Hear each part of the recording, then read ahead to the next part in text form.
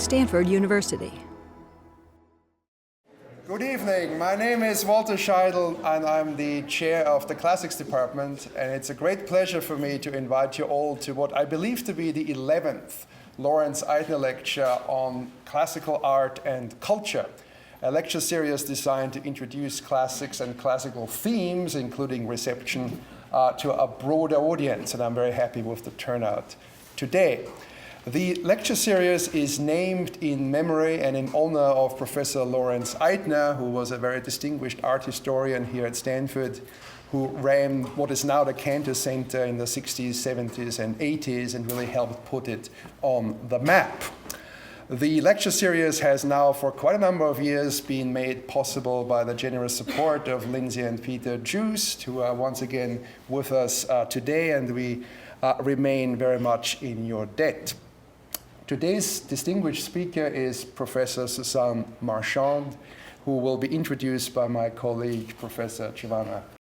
Tonight's Eitner speaker is Suzanne Marchand, who is also one of the most profound and versatile historians of modern Europe.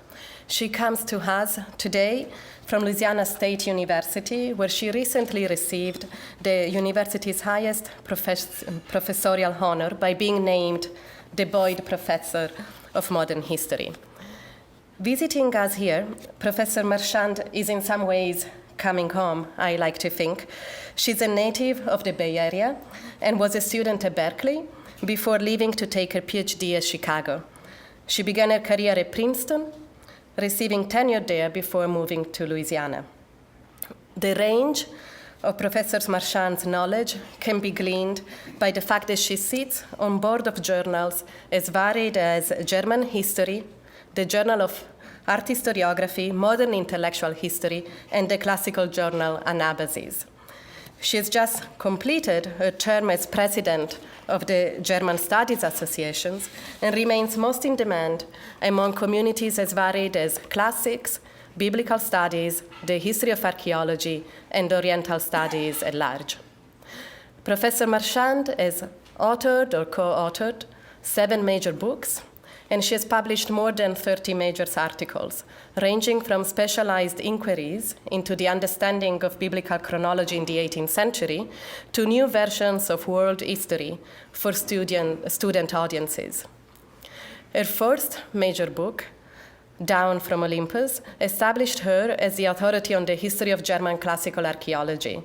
Spanning the years 1750 to 1970, the book changed the field with its attention to minute and difficult matters in the history of material studies or diplomatic issues, but attuning this to a compelling narrative of the rise and decline of Philhellenism, the love for the ancient Greeks in modern Germany. Since it came out in 1996, Down from Olympus has been a major inspiration and important point of reference for the growing community of scholars interested in the reception of classics. Her second major book was titled German Orientalism in the Age of Empire. Published in 2009, this book treats the variety of individuals who strived to make Orientalism into a field in modern Germany, while tying these stories into a deeper argument about the nature of modern imperialism, race, and religion. And this book was the winner of the George Moss Prize for Cultural and Intellectual History. As Professor Marchand herself once put it, and I quote her words, understanding the process through which ideas become active forces, and conversely, events or structural factors affect change in thought, has ever been the intellectual historian's nightmare. End of quote. And with her 2 major books, she has certainly modeled how one can brilliantly succeed at this challenge. Professor Marchand's distinctive approach, which is so attuned to the individual actors of history, as well as to the major historical forces that shape their lives, characterizes a unique ability to make some of the most sophisticated thinking about the traditions of intellectual history accessible to a wide audience. She has also been working recently to bring these traditions alive for a student audience in 2 co-authored volumes for McGraw-Hill titled Worlds together, worlds apart, and the second, many Europes, choice, chance, and conflict in Western civilization. I think that we can all appreciate the wealth of knowledge required to write such volumes and the amount of work that goes into them, not to mention the crucial professional service that their publication represents. I'm also happy to report that Professor Marchand is still working much on classical reception issues.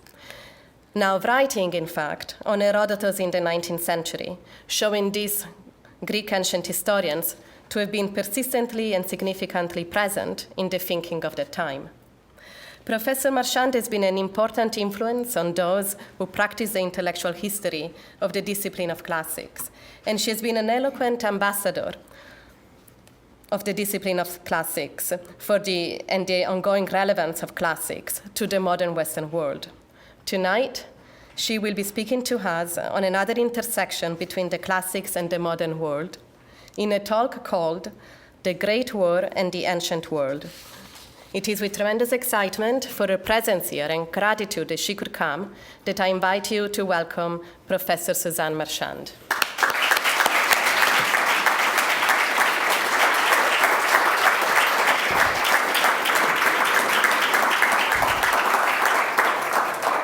I think I'll go home now. That was great, and I feel really good. And I think that's a great, lovely introduction. Thank you so much, Giovanna.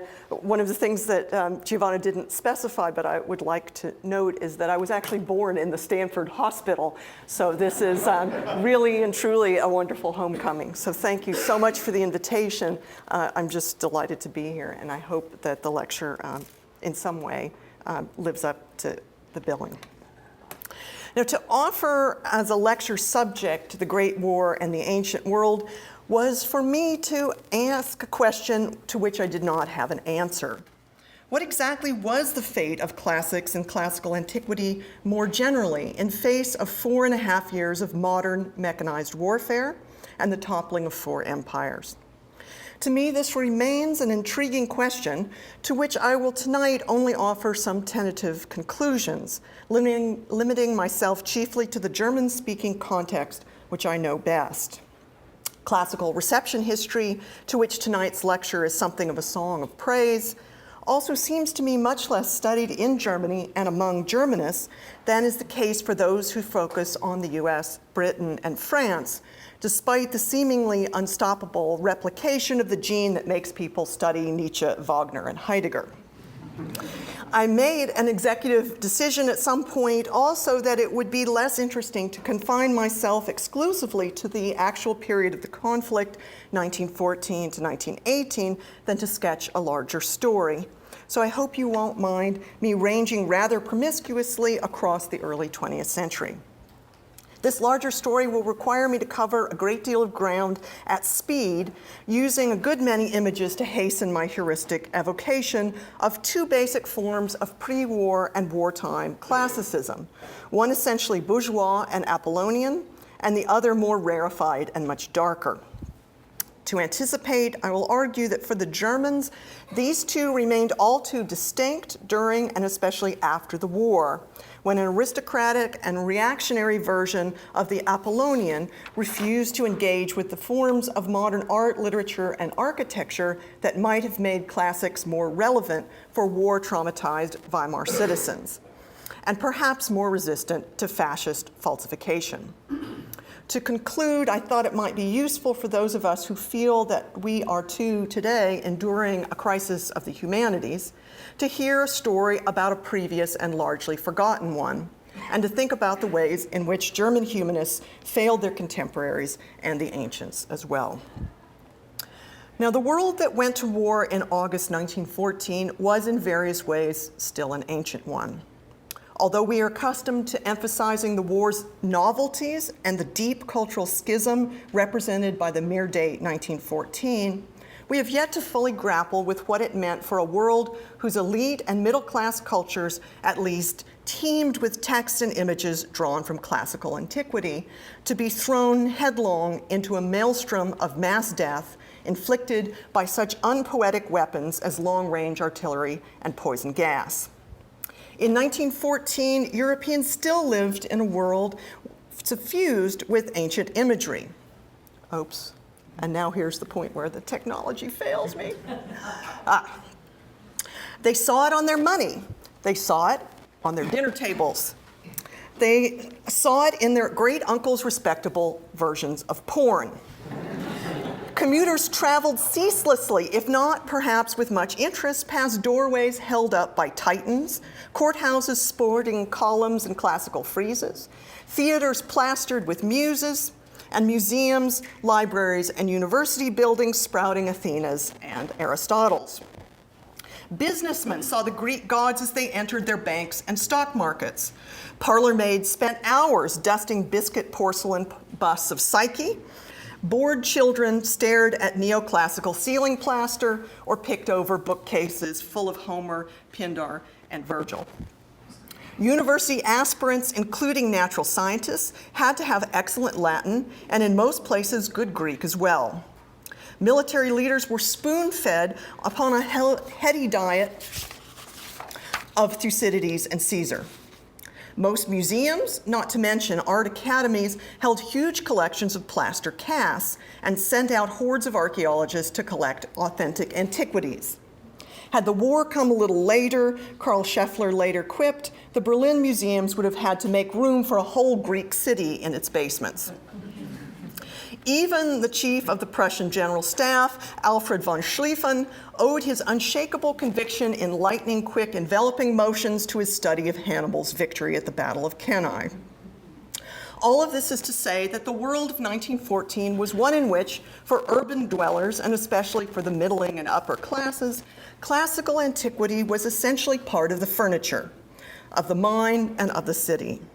And like other domesticated furnishings, these forms of everyday classicism, which I shall term from here on bourgeois liberal historicism, were for their users either comfortable and respectable or despised but indispensable hand-me-downs. Now, it might be useful to remind ourselves that the classics and classicism have always had political and aesthetic functions, some of them to our taste and some of them not. In the 19th century, classicism, to be succinct, stood for liberty, beauty, and a Eurocentric form of universality. Early on, in particular, its pagan overtones were used over and against clerical cultural domination, and its rhetoric adapted to defend freedom of thought for educated persons. Neither of these were trivial functions. But the classical identified with Europe's civilizing mission was also frequently invoked in colonial conquest, and the classical language learning used to accentuate class differences and to cordon off higher learning from the influx of utilitarian-minded underlings. In my part of the world, there are hundreds of slaveholders' homes arrayed in Greco-Roman garb. And yet there were also readers of the classics who could marshal Greek or Roman materials against prevailing interpretations or political regimes. We can think here of J.J. Bachhofen's Mutterrecht, constructed atop heaped citations from Herodotus.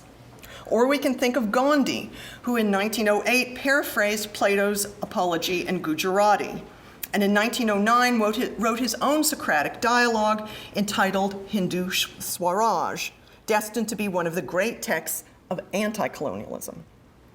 It's fruitless to try to sort out whether classical antiquity represented reaction or innovation on the whole, the good guys or the bad. On the eve of the war, serious engagement with the classics was certainly restricted to the European elite, but so was cultural power in general. And the elite contained a plethora of different voices. We will surely fail to understand continuities and breaks in classical reception during and after the war if we presume that antiquity before the war was univocal. It's important to drive home this point, as it has often been forgotten that much of modernism itself was built on classical foundations. All over Europe at the fin de siècle, the avant-garde did not give up the Romans or the Greeks, but deployed stripped-down and psychologized versions of classicism against historicism, against what they called plaster-cast antiquity and dry-as-dust philology. On the continent, Friedrich Nietzsche was, of course, the torchbearer of this movement, although Arnold Böcklin's psychologizing mythology also fired the imaginations of many, including Sigmund Freud, Vladimir Lenin, and Georges Clemenceau, all of whom owned prints of his Isle of the Dead. This painting also mesmerized Sergei Rachmaninoff, who wrote a tone poem about it. The Bacchic pater was widely identified with Pan, the god chosen to be the patron saint of Jugendstil and its entire movement. And across every modernist movement, in fact, we find not the rejection of antiquity, but individuals deeply engaged in repurposing texts and images, from Loie Fuller and Isadora Duncan and Ted Shawn in modern dance to Claude Debussy, whose real first name was Achille Claude, and Richard Strauss in musical theater, from Gustav Klimt to Edward Burne-Jones in painting, from Auguste Rodin and Ivan Mestrovich in sculpture.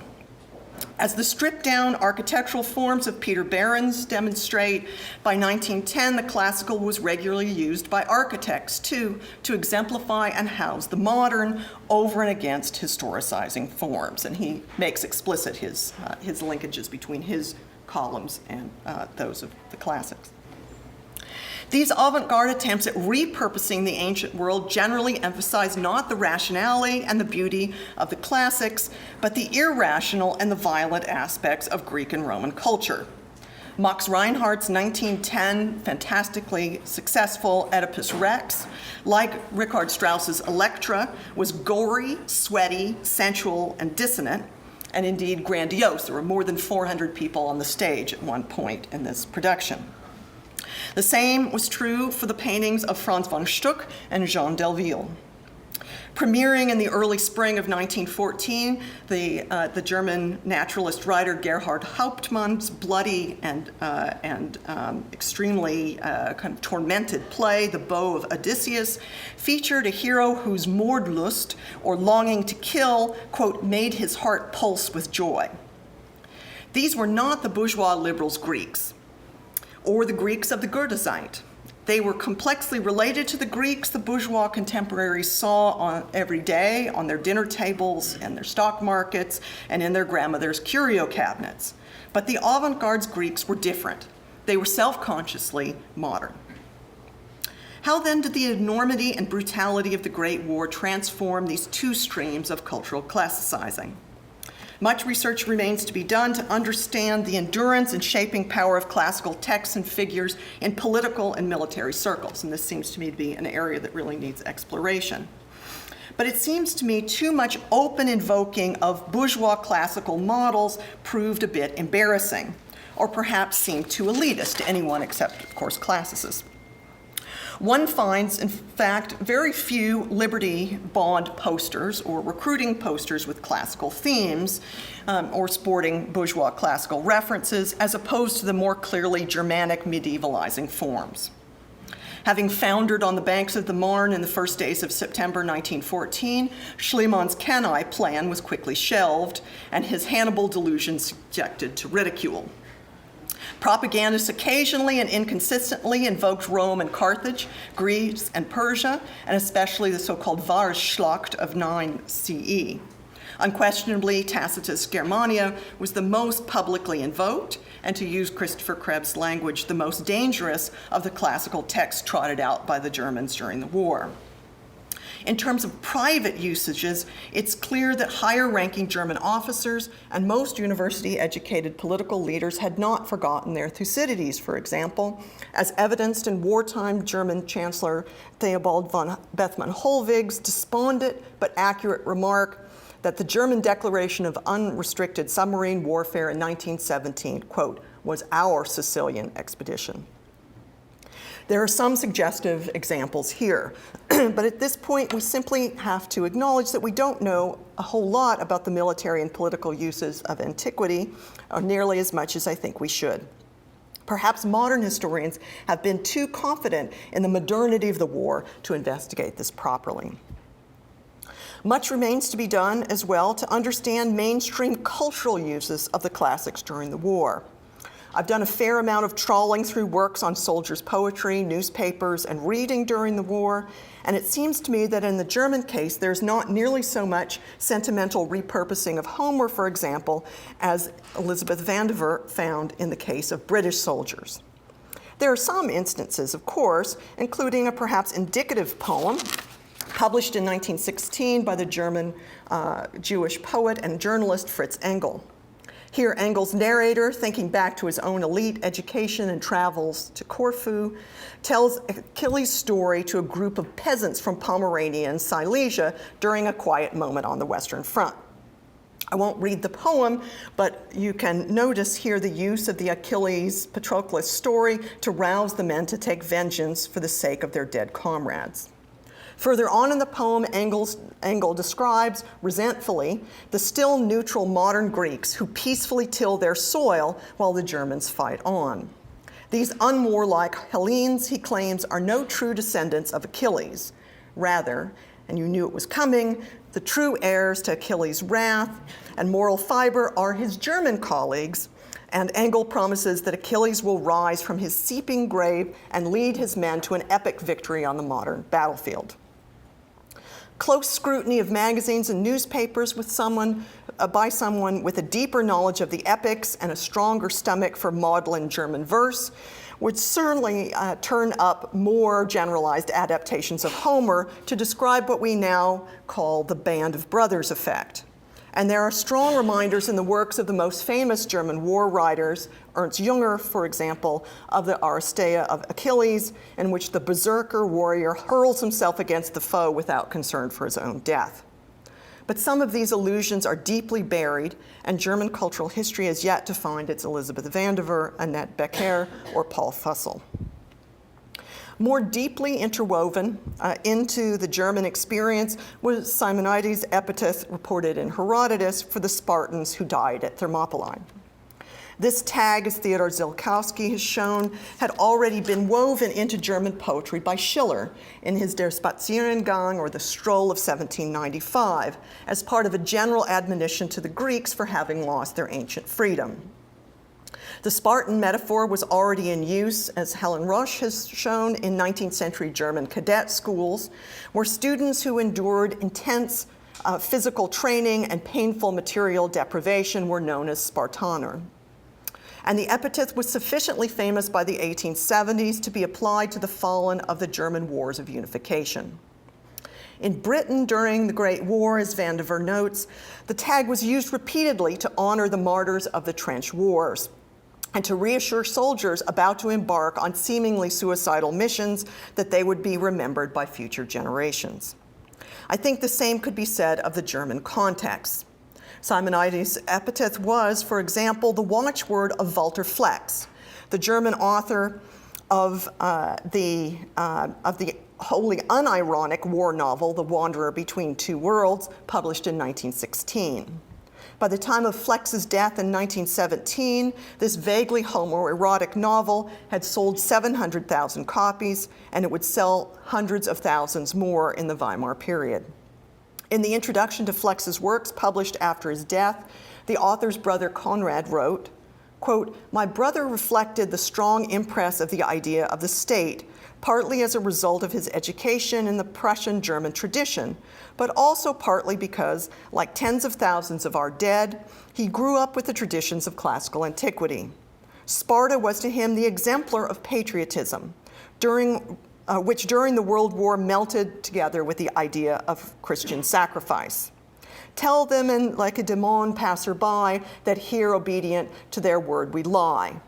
This elemental phrase in German or in Greek rang in childhood in their ears, and, Conrad Flex admonished, German youth should never be raised in another spirit, end of quote. Flex's tribute to his brother's Spartan fixation, by the way, was quoted by the president of the German Altphilologenverband in 1933 in an attempt to ingratiate the organization with the new regime. And after the Second World War, the Wanderer tag, the Spartan tag, remained so recognizable that Heinrich Bull needed only to title his collection of anti-militarist stories, Wanderer, kommst du nach Spa, knowing that his readers would catch the allusion. During the war, we can also find semi-classical allusions in scenes where muscular soldiers strip off their military garb. The idyllic soldiers' bathing scenes in Flex's novel, for example, was just one that Erich Maria Remarque would turn upside down in All Quiet on the Western Front. Soldiers' libraries, of which there were an astonishing number on the Western Front, seem not to have been stocked much in Greek or Latin literature, but many elite soldiers received regular parcels of reading material from home. Dorothee Vierling's lovely new study of the bourgeois family of the Bronze during the war, for example, showed that young Otto read voraciously. Unable to stomach trivial sentimentalism, he read ancient works as well as the 19th century classics in the trenches. And the last text he read before his death seems to have been Longest Daphne and Chloe. It is not so easy sorting out what is directly classical in some of the poems or letters and what is being received at second hand through filters of, say, Schiller or Hölderlin or Nietzsche. But I think it's safe to say that while the Germans, like the British, experienced a very literary war, it is estimated that some 50,000 poems were written during the first months of the war alone. Classical antiquity for most soldiers remained a distant point of reference, and indeed was not even significantly implicated in the disaster enough to earn a poem like Wilfred Owen's Dulce and Decorum Est Pro Patria Mori. The most famous incident of anti-classical antipathy I can think of is the caricature of the jingoist classics master painted in the 1930 movie version of Remarque's All Quiet on the Western Front. But in the original text, Kantorek, the schoolmaster, is described as just an Oberschulmeister and not as a classics teacher. The movie's indictment of the classics, I would wager, has more to do with debates about the future of the gymnasium in the 1920s than it does with wartime outrage. And it is worth noting how atypical Remarque's book was in its day in any event. By one estimate, during the war and until 1933, German war literature remained 75% pro-war and only 25% critical of the war in any way, despite the fact that they lost. In any event, the upshot is the same for most of the men in the trenches. The classics and classical allusions in history neither helped nor hindered. As this Google engram suggests, As this Google engram suggests, the sirens did not sing to them. Note the fall off during the war of at least these classical allusions. For the avant-garde, on the other hand, one can make a different case. On the war's eve, Franz Werfel had already begun work on his recasting of Euripides' Trojan Women. The Austrian pacifist might well have been moved to take on the play by Gilbert Murray's English translation of 1904, which was widely read as a critique of English cruelties during the Boer Wars.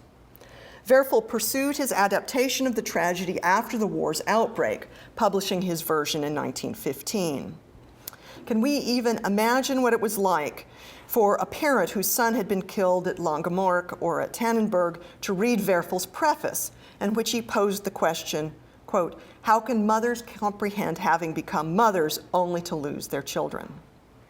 By the time Werfel's German version premiered on the Berlin stage in 1916, his agonizing portrayal of the sufferings of the now childless, husbandless, and enslaved female survivors of a lost war must have been almost unbearable for the audience to watch.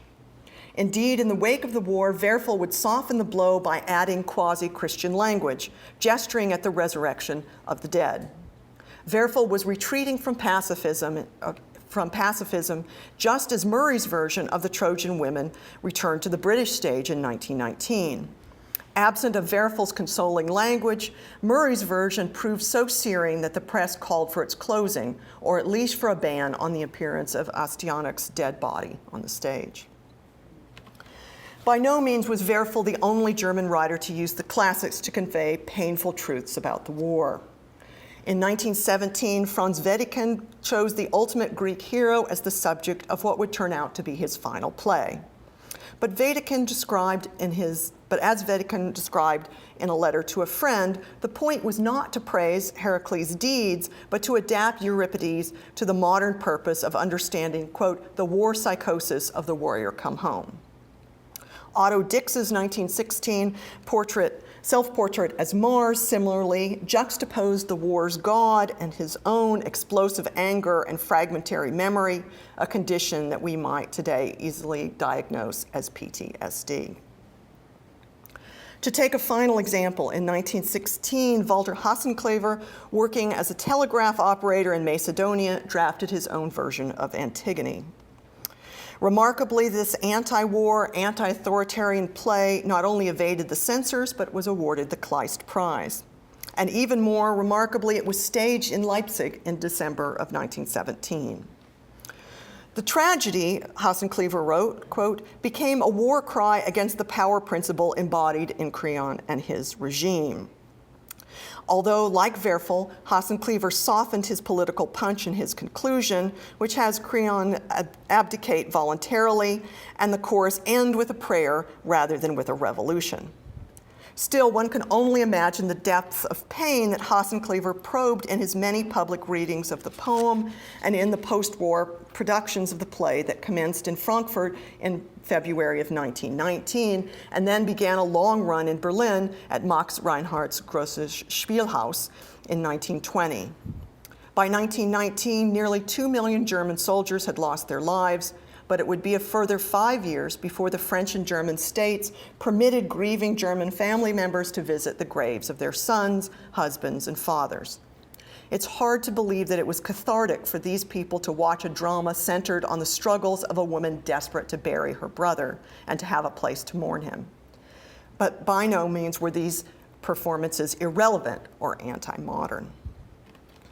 As Peter Jelovich has noted, even amongst combat intellectuals, the war did not make everyone a realist. Franz Marc was still searching for spiritual truths when he died in 1916 at Verdun. Surrealists and expressionists in particular continued to believe that titanic ancient forces lay deeper than modern and decadent ones. Guillaume Apollinaire coined the term surrealist while recovering from a shrapnel wound to the head, which, he said, made him feel as if he were giving birth to new wisdom. He titled his 1917 manifesto, The Breaths of Tiresias, invoking a figure who would make many interwar appearances, including in Eliot's The Wasteland. Another major expressionist manifesto of the same year, Theodor Tager's Marsyas and Apollo, portrayed the god of mainstream poetry and song as a jealous, rule-imposing tyrant who flays and destroys Marsyas, an obvious stand-in for the Orphic and ecstatic avant-garde poet. Some of those who went from the classical schools to the war had already been exposed to the darker antiquity of Nietzsche, Freud, and Stefan George, and found it relatively easy to reconcile elemental ancient truths and the cruel realities of modern warfare. The musical modernists, for example, discovered that they could continue to use antiquity to explore sexuality and Orphic chaos. Gottfried Benn's 1917 collection of poems entitled Fleisch, or Flesh, combined realistic gore with invocations of the myth of Icarus. Why then return to the modern trench experience, to gangrene and gas, to capture human truths after the war was over? And it is certainly the case that the post-war period neither dispensed with classical forms nor treated them purely with cynicism. Quite the contrary. In fact, if we look again at the Google Ngram, just for some ideas about what was written about, we see immediately that the post-war period was far richer in classical references than the period of the war itself. This was as true for Germany as it was for the other European nations. The Italian fascists, of course, were eager to deploy Romanità for their purposes, the most important of which was to manufacture the belief that Mussolini was a new Caesar and Italy actually had historical and social coherence. Kenneth Silver has shown that French modernism in the 1920s was essentially defined by neoclassicism.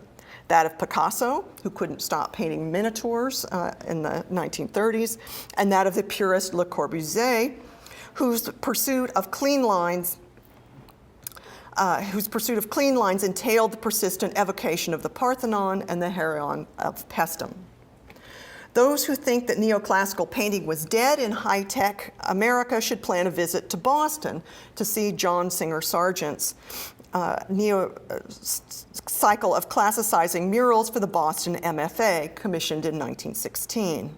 Sargent was working on them when he was interrupted by another commission to visit the Western Front and to provide a painting for a planned American Hall of Remembrance, which never actually was built. He must have been composing Gast, which takes the form of a classical frieze, at the same time that he was working at the MFA, for the former was finished in 1919 and the latter unveiled in 1921. I do not care to comment on the quality of Sargent's murals, but they are proof positive that even after the experience of mass mechanized death on Flanders fields, good artists could still take their classical imagery seriously. German and Central European architecture in the 1920s and 30s betrays enduring signs of the stripped classicism of Behrens and Le Corbusier, evident in the works, for example, of Mies van der Rohe. Nor could modern dancers, composers, and poets, or novelists for that matter, do without ancient and mythological reference. I love this picture. It's really, would have loved to have seen that show at the Great Theater.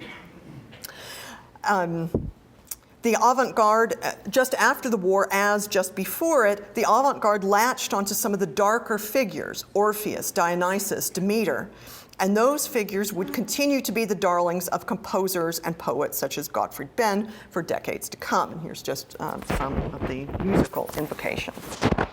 Theodor Zielkowski has shown in two elegant books how extensively modernist writers, including Germans and Austrians, drew on Virgil's eclogues and on Ovid's Metamorphoses. This brief list helps illustrate, I think, the breadth and political diversity of this reception. Following a brilliant insight made long ago by Northrop Frye, I would submit that writers and readers found that an ironic modernism which emphasized the frustration and powerlessness of the individual pressed the imagination backward into the world of myth, where superhuman and inexplicable forces dominate. That might help to explain Thomas Mann's transition from Hans Castorp's anti-Bildungsroman The Magic Mountain to his biblical mythological Joseph trilogy, or Hermann Brock's passage from the historicizing and ironic Sleepwalkers to the mythopoetic Death of Virgil. It tells us much about the political ambivalence of this turn to myth, that it was made by the left-leaning Heinrich Mann and Bertolt Brecht, and had already been made before the war and was continued by the much more conservative Gerhard Hauptmann and Hugo von Hofmannsthal. One realm in which the Germans seem to have largely resisted classicizing, however, was in the design of Great War monuments. Many of those of you in the audience will be familiar with at least some of these memorials, but it is really astonishing how many of them do employ neoclassical architectural elements. I can only show a very few, but I hope that the next slides will offer an introduction to the universality of the appeal of the classical after the Great Modern War, to be seen in monuments erected in Melbourne and Asiago, Wales and New Delhi, Atlantic City, and Sydney, Australia. Monument builders thought the classical proper to staunch grief and to offer hope, to ensure immortality, and to demonstrate national gratitude for the ultimate sacrifice. The classical still signified to many universality and beauty. It was considered a safer style than the outwardly Christian for official monuments, and it was adapted to a myriad of purposes: to entomb unknown soldiers, to document the sufferings of the massacred at Dinant, and to represent the proper but sadly unsuccessful attempt at internationalism represented by the League of Nations. Even the monument for carrier pigeons in Lille was built in a classical style. Architects and decorators drew on the triumphal arch and the trophy, the laurel wreath and the gladius, the fasces, and the figure of winged victory. They adopted the rotunda and the column. Monument designers employed the proscenium, the arch, and the altar. Sculpturally, the dying hero was a favorite, especially for school monuments. Many commentators have argued that the amalgam of classical and Christian imagery employed in these monuments induced an unhealthy sort of amnesia about the war's raw brutality. Very often the soldier figures are nudes, modeled on well-fed ephebes, and usually their bodies are fully intact. Having unveiled a large number of these kinds of monuments over the course of the 1920s, Sir Ian Hamilton complained that England was being overrun with, quote, a sort of bastard Greek sculpture, end of quote. But as Anna Carden Coyne reminds us, we need not see post-war classicism exclusively as class-based, racist, or proto-fascist delusion. It also expressed profound longings to reconstruct civilization, to express the endurance of democratic ideas, to unite humanity, and to provide healing in the wake of so much death and destruction. Larger and more elaborate Commonwealth and American cemeteries, such as the British cemeteries at Pozières or Ville-en-Artois, often give something like classical colonnades or propylaea in order to give mourners a focal point, adding elements that reach upward, as Jay Winter has movingly described it, in the direction of hope. Perhaps hope was not available in such ample supply in Central Europe after 1918, and it's also the case that German and Austrian governments in the war's wake had little cash to spend on monuments, and most of their dead actually lay on fields now tended by other farmers. During the war itself, the German High Command actually tried to prevent the use of classical forms in its cemeteries, fearing its reference would be devalued by mass-produced casts of warrior heroes or seem snooty or strange to those Pomeranian peasants Engels had sought to instruct. The Kaiser did manage to get a classicizing graveyard built anyway at Saint-Quentin in 1915, though he did not prevail in his desire to install in it a huge version of the Achilles statue on display at the Imperial Palace in Corfu. Interestingly, although the Germans had already begun building classical monuments for military heroes before 1914, after 1918 they built relatively few. And those are only vaguely classical and exude resentment rather than sorrow. The Germans could not in any event get away with Nikes or victory arches, and perhaps the classical in general works best for the victors. Perhaps too, in the wake of the lost war and of the sensational success of Spengler, many Germans did not want to identify themselves so directly with a symbolic language that was increasingly being identified with democracy and with the West. In any event, perhaps the fact that in German-speaking Europe, the classical was not so deeply associated with sorrow or with the lost war left this language open to its heroic repurposing by Nazi architects such as Albert Speer and Peter von Troost, whose grandiose forms of stripped classicism were not intended to offer consolation, but to stage revenge. Now, if we sum up our findings with respect to post-war avant-garde and modernist usages of the classical in dance, music, literature, and even in Western war monuments, we find in general less break than continuity in formal development. Above all, we find processes of dehistoricization and abstraction, of the embrace of myth, dissonance, and tragedy. Even the monuments show a drift away from the archaeological and towards the abstract. But precisely that sort of remaking of the classical made for a post-war crisis of the humanities that I want to describe in my last minutes, and from which I want to distill a few lessons. In the mid-19th century, it can be argued historicism in the arts, in literature, and even in warfare paralleled the historicist teaching and research so prevalent in gymnasium and universities. The paths began to diverge by the 1890s as school reformers began to raise the dreaded question of relevance. But as I have argued elsewhere, academic classicists largely ignored these complaints and wrote off their authors as whining incompetents or Nietzschean nutcases. But the war shook the confidence of the classicists that the nation needed their cultural leadership. Quote, "It is also meaningless, isn't it, what we poor pupils of the muses do or don't do," agonized the middle-aged philologist Edward Norden in a letter to a fellow classicist written in 1915. Tormented by their seeming irrelevance to the national cause, quite a number of historians, classicists, and archaeologists did throw down their pens, or rather devoted them to signing nationalist manifestos. I'm sorry to say that in Germany, at least, classicists were more likely than natural scientists to add their names to such hyper-nationalist effusions as the Declaration of the 93. Many tried to reiterate Germany's Philhellenic tradition as a means to answer Allied accusations that the Huns had never been anything but violence-loving barbarians. On the contrary, bellowed Adolf Lassen, quote, "In scholarship and poetry and civic life, we are students of the school of Athens, continuers of Greek freedom of thought," end of quote. Lassen, a professor of philosophy at the University of Berlin and also a classicist, then gilded the patriotic lily, adding, rather embarrassingly, quote, "One has only to read the speeches of our Kaiser and of our Chancellor. They are worthy of being quoted by Thucydides," end of quote. The dean of the German classicists, Ulrich von Wilamowitz-Mullendorf, so vigorously urged enlistment that his own son, the highly promising scholar of classical tragedy, Tycho von Wilamowitz-Mullendorf, departed immediately for the Eastern Front after the war's outbreak, to die there already in October 1914. 3 years later, Wilamowitz dedicated a book to his son's memory, and the subject was, of course, the Iliad, but only those who knew Wilamowitz intimately could have guessed at the sorrow and horror buried deep beneath the book's historicizing footnotes.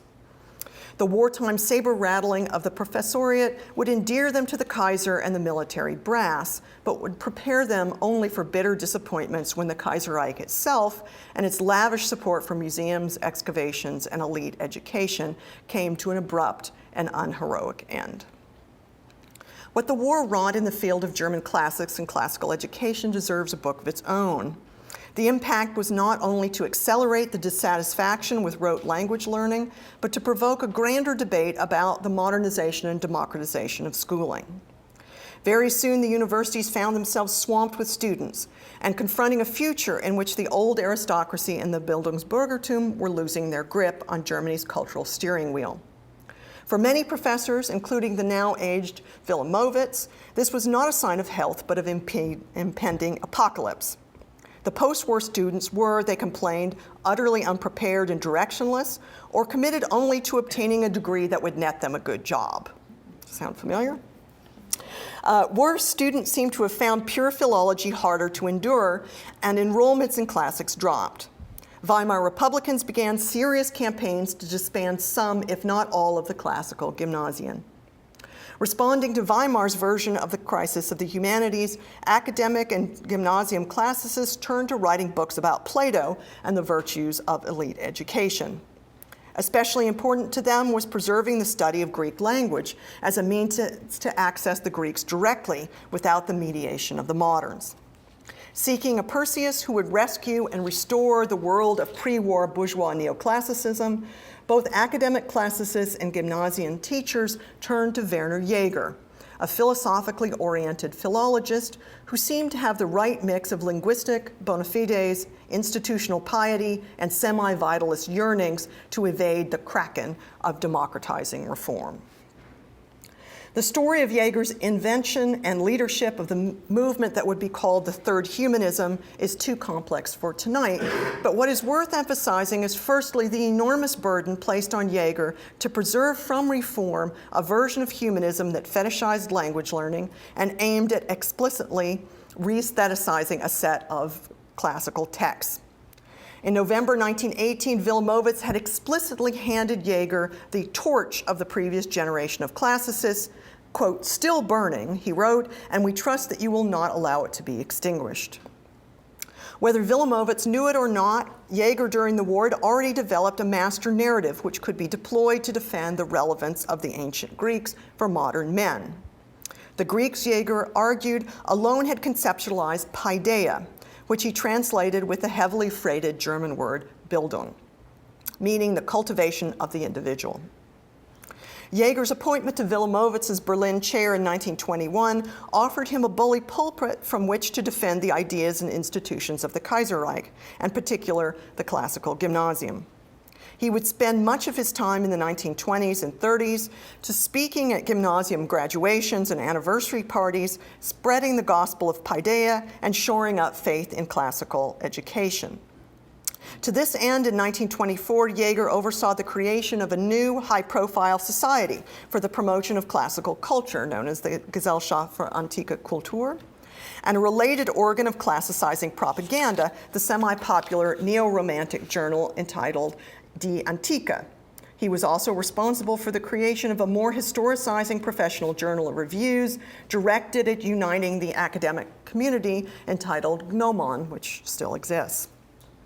In 1925, Jaeger delivered a keynote address at a conference of gymnasium teachers who afterwards formed the Altphilologen Verband. By 1930, the membership of this organization had reached 4,000. Jaeger was indeed the darling of the anti-reformers, and more than anyone else, I would argue, responsible for the staving off of most school reform before 1933, the year in which Jaeger made what turned out to be an unsuccessful bid to ingratiate himself with the new propaganda ministry. Jaeger's paideia concept was in no way purely historicizing and without relevance for his contemporaries. Its basic storyline traced the transformation of Homeric martial arete into Platonic, spiritual, and civic and moral civic nobility. Volume 1 of the series, published originally in German in 1934, unabashedly celebrated aristocratic learning or even breeding and belittled non-European civilizations, which in Jaeger's view had no comparable notion of culture or even of humankind. He dismissed comparativism a la Fraser, as well as Spenglerian relativism, and did his best to deflect or ignore scholarship which emphasized Greek irrationalism or debts to the Orient. Perhaps worst of all, he failed to evoke any of the work of the contemporary or pre-war avant-garde, fearing perhaps that he would offend his anti-modernist mentors or give comfort to the vitalist followers of Stefan George. Jaeger's was an idealized, even Apollonian classicism, which glorified service to the state without glorifying democracy and without reflecting at all on the horrors and tragedies of the war, or any war, or acknowledging that the Greeks themselves had recognized that violence and destruction, as well as cultivation of the human spirit, is part of the human psyche and of human societies. Tellingly, as Ludwig Curtius noticed, Jaeger's antiquity was one with little tragedy or lyric. And as Arnaldo Momigliano and Moses Finley later complained, Jaeger largely ignored the niceties of political history and completed 3 full volumes without once mentioning slavery. Naturally, women and their travails were forgotten. Even for a cultural history, Jaeger's was exceedingly thin, omitting what could have been powerfully relevant points of reference, from Antigone's Lamentations to the Melian dialogues, from Achilles' atrocities to the all too relevant outcome of the Second Punic War. His essays and lectures were in some way the equivalent of the missing classicizing monuments, which would have linked death and sorrow to the ancient world. Instead, the relevant issues that he addressed were purely those of the survival of the gymnasium and its well-rounded students. And he left his acolytes, and more importantly, their students, with a classicism empty of empathy for the brokenness of the modern condition, one irrelevant to Weimar's many Hecubas and Ajaxes, or useful only to those like Hitler who wanted to make war and violence heroic once more. Let me now come to a conclusion and perhaps say something about the problem of the classical in the modern, or even about the problem of relevance that we in the humanities worry about so much these days. We do not have to blame Werner Jaeger for the rise of fascism to see what is wrong with the kind of humanism he promoted in the interwar era. Jaeger and his allies in the Altphilologen Verband failed dismally to make the case for the importance of the classical in the modern. They did not invoke Picasso, Joyce, or Freud, or the architecture of Lutyens or Le Corbusier.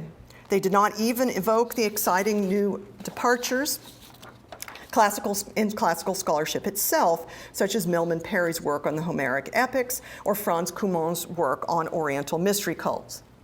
Rather than engaging the suffering, war-ravaged world of the 1920s, the third humanism tried to turn the cultural clock back to 1815 or to a highly idealized Athenian 5th century. And in doing so, I would argue, turned Medusa's head on themselves, turning something still living into something of stone. We in the United States made the mistake of adopting some of this ourselves after Jaeger left Berlin for the University of Chicago in 1936. In 1939, James Conant then begged Jaeger to move to Harvard to shore up its classics department and to serve as a university professor, which he did for the remainder of his career. Thanks to Jaeger's new bully pulpit, his charisma, and the success of the English translation of Paideia, he worked some of his magic here, too, helping to shape our Plato-to-NATO versions of Western Civ, which also re-aestheticized and idealized a few ancient figures and ideas at the cost of other more Dionysian and diverse subjects. In many ways, classics has had to pay for the deeds of this false Perseus for decades afterwards, and it's only in the last 20 years that the field has embraced quite marvelously its history and its modernist legacies. I don't want us to forget that Jaeger and his followers were not purely positivist scholars. They too cared about relevance, but the relevant political and social world they cared about was exclusively that of the classicizing humanities and of elite, highly educated German men. Their aim was self-protection and the guarding of their own rights to continue to live and work as they had done before the war. They could have learned other forms of relevance from Homer and Euripides, mediated through Hassenclever or Werfel or even Hölderlin. From them, they might have learned how to construct a different, more tragic, if you will, kind of relevance, one that took seriously the destructive forces of human history and psychology and tried to engage the soldiers, widows, and orphans so ubiquitous in the Weimar world. But they did not, and shutting out the darker side of both ancient Greece and modern Germany left their discipline without a lifeline to the creative world or the war-ravaged society in which they lived. If we can learn anything from this previous crisis of the humanities, it could be that we do not forget that every culture, including our own, is a post-war culture, and that all contain to a greater or lesser degree those who suffer and those who perpetrate violence, as well as elite students perfecting their paideia. The humanities cannot and should not pretend that we have conquered violence or tragedy. The Greeks certainly did not believe that we had, and avoiding the subject, ancient or modern, simply leaves us unprepared to understand the human condition as a whole. Although we live today in a country inhabited by hundreds of thousands of still suffering former soldiers and their families, it's my observation that classes on war, and perhaps on tragedy too, are becoming rarer. Are we afraid to engage the sorrow, the trauma, and the rage captured so brilliantly in Jonathan Shea's Achilles in Vietnam, or the recent production of The Trojan Women by a group of Syrian refugees in Amman? Perhaps one way to address our own crisis is to spend less time deconstructing classical texts and more time thinking about which ones might speak to our own former soldiers and grieving widows, or warn our Call of Duty addicted freshmen against the belief that wars fought long ago and far away leave no traces on individual or national psyches. This might not be the kind of relevance that saves us, but it would, I think, be a kind of humanistic teaching worthy of its name. Thank you. For more, please visit us at stanford.edu.